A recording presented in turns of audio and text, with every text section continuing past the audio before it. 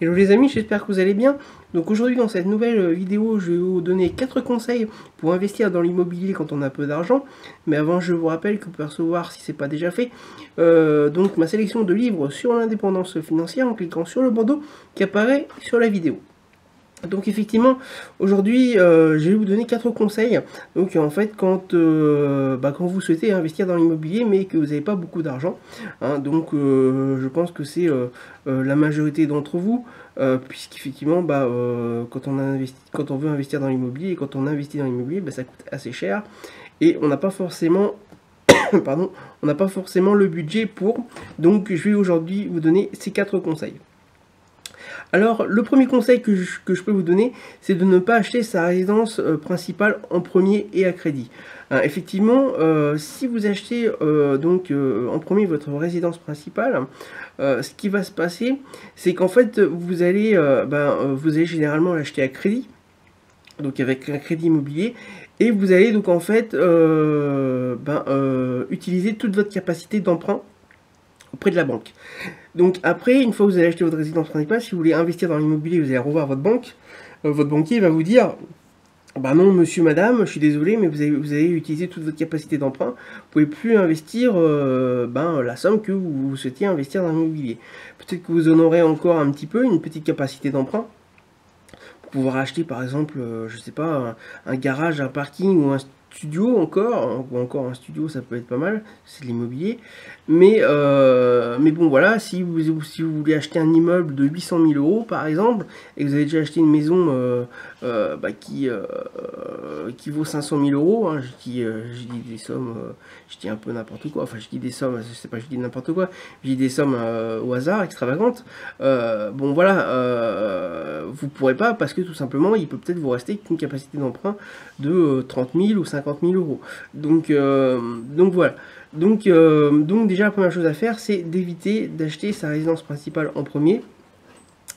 Par contre, vous pouvez l'acheter, mais en cash, donc vous l'achetez cash, et une fois que vous avez investi beaucoup dans l'immobilier, puisqu'effectivement, une fois que vous avez investi dans l'immobilier, que vous avez des loyers qui rentrent, hein, dans l'immobilier locatif, hein, je parle bien, une fois que vous avez beaucoup de loyers qui rentrent, et que vous pouvez épargner, là oui, à ce moment-là, après vous pouvez acheter un cash, une fois que vous avez l'argent, vous achetez votre résidence principale. Ça vous permet d'avoir toujours cette capacité d'emprunt donc pour faire d'autres opérations immobilières juste après si vous le souhaitez. Ensuite, le but est, donc le deuxième conseil que je peux donner, c'est d'investir le plus rapidement possible. Effectivement, il faut savoir que plus on est jeune et plus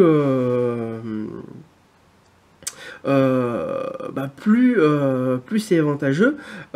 Tout d'abord, lorsque vous êtes jeune, vous n'êtes pas obligé de commencer par la maison, la maison ou un immeuble. Vous pouvez toujours recommencer par un studio ou même par un parking ou un garage, comme je disais tout à l'heure. Ça coûte quelques milliers d'euros, donc ça vous permet de commencer dans l'immobilier, et si vous êtes jeune, c'est encore mieux, puisque ça vous permet donc de commencer petit et de vous aguerrir là-dessus. Ensuite, commencer tôt vous permettra d'atteindre une indépendance financière plus tôt, aller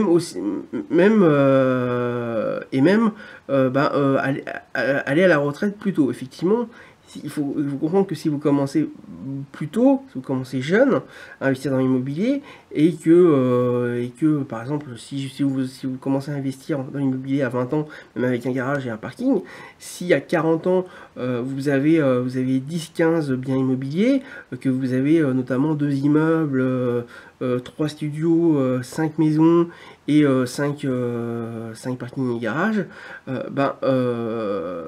ça peut vous permettre, tout simplement, les loyers que vous allez toucher pourront vous permettre de vivre confortablement et de prendre votre retraite. Vous toucherez peut-être entre 3 000 et 5 000 euros par mois, et à 40 ans, vous pourrez partir à la retraite et continuer à toucher ces loyers et vivre de vos loyers jusqu'à votre mort. Hein, donc voilà, donc ça c'est un des avantages de commencer tôt. Ensuite, plus vous êtes jeune, l'avantage que vous avez aussi, c'est que plus vous êtes jeune, et plus les banques auront de facilité à vous prêter. Effectivement, si vous souhaitez acheter un investissement locatif, que vous êtes jeune, enfin que votre dossier est bien ficelé, vous avez un avantage encore supplémentaire si vous êtes jeune. Si effectivement vous avez 60 ans, ça va être plus compliqué, enfin ça va pas être plus compliqué, mais la banque va peut-être hésiter un peu plus, même si le dossier est bien ficelé, parce que bon voilà, vous n'aurez sûrement que 10 ou 15 ans de mensualité qui vous sera proposée, alors que si vous avez 20 ans, vous pouvez sans problème emprunter sur 25 ans si vous le souhaitez. Donc voilà, ça aussi c'est un avantage, c'est que plus vous empruntez jeune, et plus vous pouvez emprunter sur un long terme, et plus vos mensualités seront légères donc mensuellement. Donc. Ensuite, troisième conseil que je peux vous donner également, c'est de ne pas hésiter à multiplier les opérations immobilières. Effectivement, je l'ai un peu dit tout à l'heure, plus vous avez de biens immobiliers et plus vous avez les reins solides, puisque vous avez des loyers, vous avez plus de loyers qui rentrent, donc vous avez plus d'argent qui rentre, et plus vous avez les reins solides en cas de mauvaise affaire ou de vacances locatives, puisque les autres loyers paieront la mensualité d'emprunt.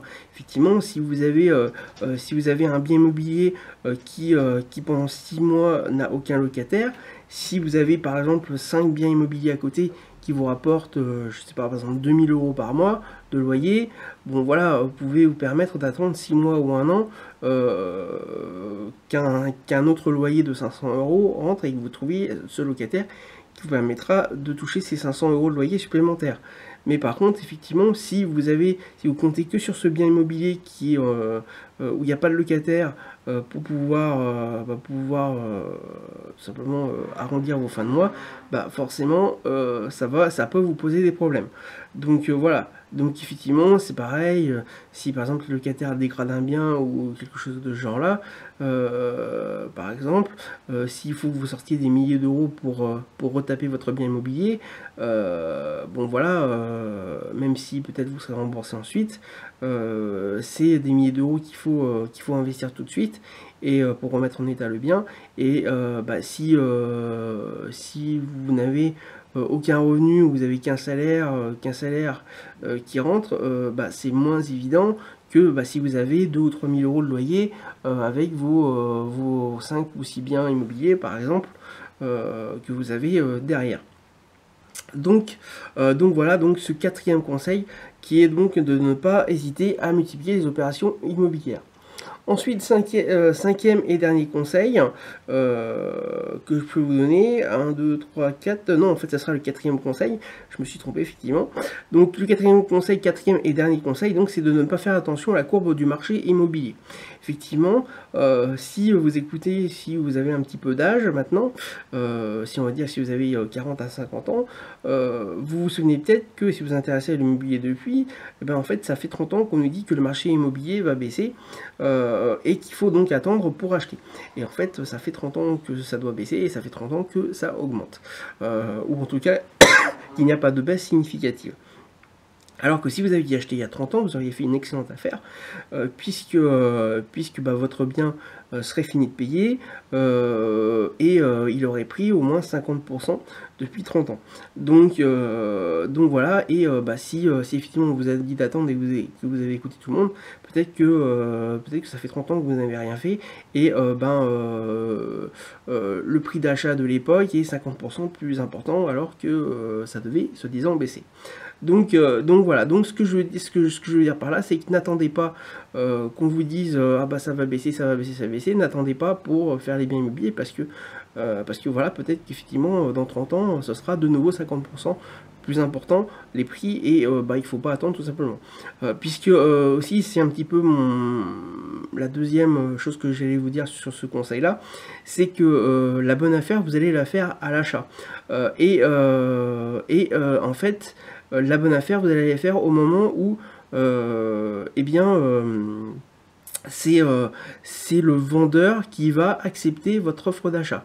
Puisque par exemple, vous allez dire, bon voilà, je fais une bonne affaire à partir, je vais proposer 100 000 euros, et si le vendeur accepte les 100 000 euros, pour moi, c'est une bonne affaire. S'il accepte, vous avez votre bonne affaire. S'il n'accepte pas et qu'il vous dit non, c'est 120 000 et rien d'autre, et que pour vous c'est pas une bonne affaire, eh bien ça sera pas une bonne affaire.